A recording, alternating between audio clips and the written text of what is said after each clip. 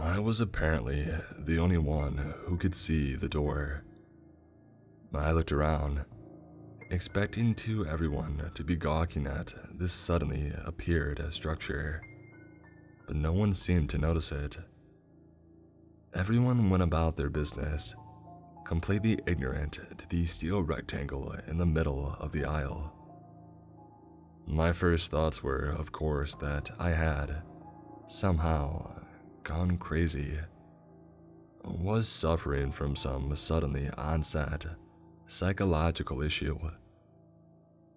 Acting in accordance with this thought, I proceeded to walk ahead, thinking I would pass through the door, hoping that, upon seeing it, it was just some sort of mirage, and it would then disappear. But I instead walked right into the door, smacking my face on the cold metal surface. I cried out and nearly fell back. Tears welled in my eyes, and my nose burned. A few nearby shoppers turned and saw me, and knowing that they couldn't see the door, I quickly blurted out that there had been a bug on my face, and I had slapped it away. Confused smiles and raised eyebrows were the only responses. While pretending to compare 2 boxes of oatmeal, I tried to regain my composure and study the strange, certifiably physical door. There was a curved metal handle, and the door was rimmed by a slightly darker, rusted threshold. Its height was about 10 feet, width maybe 4 inches. Peering past it, I saw only the rest of the aisle. There was no indication, outwardly at least, that it led anywhere. It was as if someone had simply plopped a model door in the middle of the grocery store. Reason told me to just move along, to forget about it, and perhaps make an appointment with a psychologist or a neurologist. I tried to think of an incident or issue in my life that might have precipitated door-based delusions, but I could think of nothing. My natural human curiosity, however, compelled me to investigate. I had come into the store with the intention of buying banana peppers, arugula, pizza dough, provolone cheese, and sausage to make a delicious homemade pizza. But instead, I stumbled upon, or rather walked into, a bizarre phenomenon, one that begged to be investigated. Returning the oatmeal to their shelves, and shaking my head to theatrically express my feigned disappointment in both, I ambled up to the door, and I gripped the knob. There was no getting around the gesture. Couldn't think of a non-obvious way to perform the action. To any observer, it would have looked like I was grasping at nothing. And taking a deep breath, excited yet anxious, I opened the door. There was a moderately lit corridor ahead. Its source of illumination wasn't immediately obvious. There were no lights on the ceiling or walls. At the very end was what looked like another door, but this one was closed too. And yet, I could see the space ahead with decent enough clarity. There was nothing visually strange or unusual about the corridor, and yet I nonetheless felt an eeriness about it. Got the impression that the corridor existed elsewhere, was not as mundane as its featureless surfaces would have you believe. Even as anxiety mounted within me, I decided to step through the threshold to enter that gray-walled hall and venture through the second door beyond. I don't know why I felt the desire to proceed so strongly. I could have just closed the door, walked away, but an almost mortal curiosity, it impelled me onwards, and so I went through. I crossed through the threshold and stepped onto the immaculately clean, curiously tiled floor. I hadn't noticed the oddly head-shaped pattern from outside, and for some reason, this unsettled me. These heads had no features at all, nothing which would have indicated that they had been modeled based on something. And yet I was certain that they were heads, blank faces imprinted upon the floor. The walls and ceiling, however, had kept these same appearances, unblemished stretches of light gray. Turning around, I saw with a sudden spike of anxiety that the space behind me, it was entirely empty. The door had disappeared. The hall stretched back endlessly, a yawning rectangle of gray. I now had no other choice but to continue ahead and pass through the second door. I walked on, thinking to myself that the corridor seemed oddly narrow compared to the door that had led to it. I couldn't put both my arms completely out. I had to bend them in if I wanted both hands to touch the walls. For a reason I couldn't yet identify, I felt more comfortable walking like this, sliding my hands along the walls. It wasn't until I had gone about 40 feet and had yet to make any substantial progress towards the door that I realized the degree of the bend in my arms had lessened.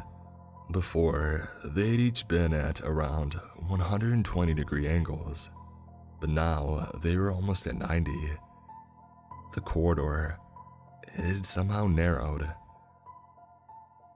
As I walked on, I made the disquieting observation that the corridor's narrowing was visually imperceptible. It's hard to explain, but even though my arms continued to bend, the corridor remained visually unchanged. It appeared no different from when I had first entered it. Turning around, I received the same impression, and yet the space between the walls had undeniably decreased. Looking up, I almost cried out in shock. The ceiling had also inexplicably lowered itself. It was now only perhaps 2 or 3 feet from the top of my head.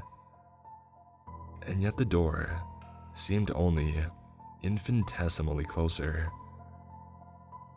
Eventually, the narrowing increased to such a severity that I could track the spatial tightening with each step. My arms now bent by 2 or 3 degrees per step. My anxiety flared horribly, threatening to shut down my mind. But the door had drawn closer, and this observation was the only thing that kept me from fainting. I could have probably figured out how many steps I had before movement became impossible, and estimated how many steps were required to reach the door. But in that awful moment, trapped in some unreal hallway, I didn't want to do the math and come up short. I knew that if these steps required exceeded the amount that I could take, then I would certainly lose my mind. When I reached the point where I could no longer hold out my arms, I started to cry. Walking slowly, hands at my sides, I again reflected back on my life, this time trying to recall some moment of misbehavior or moral turpitude which might have explained my enclosure in the ever-narrowing corridor. I again failed to think of something appropriately heinous. I had done nothing to warrant this cosmically cruel and nightmarish experience. When the corridor became so narrow that I had to turn sideways and sidle between the walls, I think I lost a decent portion of my sanity. Despite the strain on my neck, I kept my head turned toward the door, knowing that to face the walls would only worsen my fright, would send me into a state of full-blown terror, during which I would probably just break down and insensibly weep. The door was now maybe 20 feet ahead. I had covered a bit over half the distance. I focused my thoughts on reaching the door, ignored the mental math my mind tried to do in regards to the distance and how much time I had left. My brain did its best to reconcile the discontinuity between my visual impression of the hall, which was still unchanged, and the physical sensations of the walls and ceiling upon my body. About 5 feet away, I had to start exerting considerable effort to move. Despite the ever-lowering ceiling, crouching was an impossibility due to the close proximity of the walls. I simply could not bend my knees.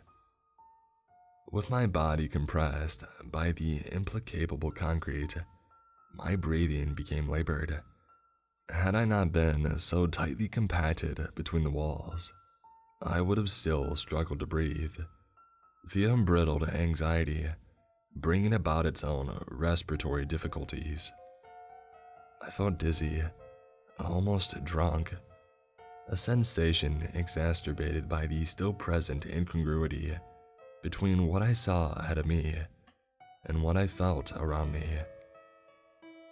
2 feet away, my head felt like it was going to burst. Every inch was a bodily effort. Tears streamed down my face, squeezed out of my eyes by the unrelievable pressure. I hyperventilated. I could no longer think clearly, evidenced by a sudden need to say "door" out loud, as if to remind myself of my obvious goal. I was barely conscious when my hand reached the knob. My entire body was just a bundle of agony.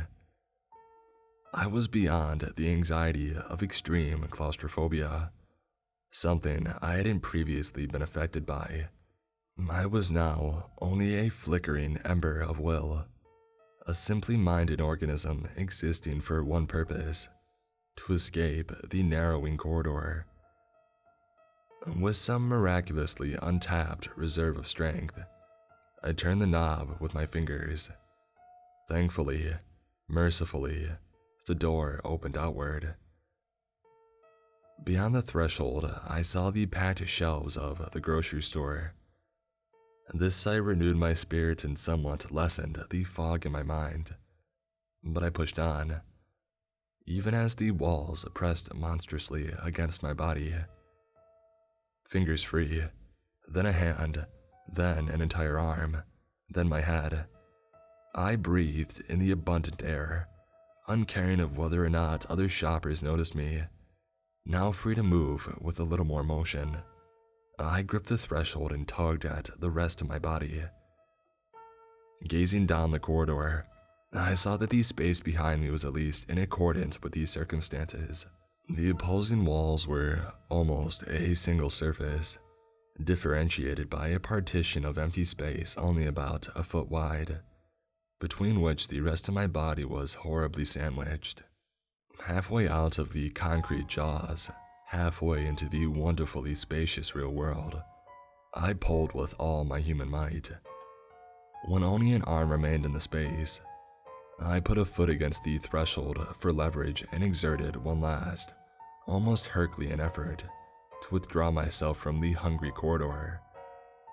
And just before my arm slipped free, I felt a completely new sensation.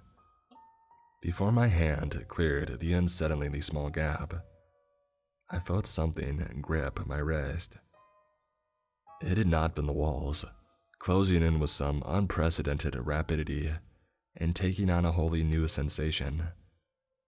There was the clear impression of a hand wrapping itself around my wrist. And not only that, but the hand seemed to briefly resist my efforts, as if to try and pull me toward the closing corridor. Breathless, aching all over, I watched as the walls noiselessly came together, became a seamless concrete surface. Nothing else happened. The door remained open. Only now the corridor beyond was inaccessible. Exhausted and pained, but immensely relieved, I closed the door and I leaned against the shelves. People passed me and I saw a few of them grimace or whisper to others. Glancing down, I understood why. I was a mess. My clothes were now mangled and dusty. My skin was red, and I'm sure my hair looked gross, disheveled and matted with sweat. But I didn't care. I had escaped the corridor, and whatever had sought at that last moment to keep me there. Eventually, I regained a bit of my strength and continued on with my shopping, forsaking but not forgetting the door. No one else seemed to notice its presence, but part of me now thinks that I'm not the only one who has gone through, that maybe others have explored its deceptive corridor, and now simply ignore it for their own peace of mind. Have you seen it?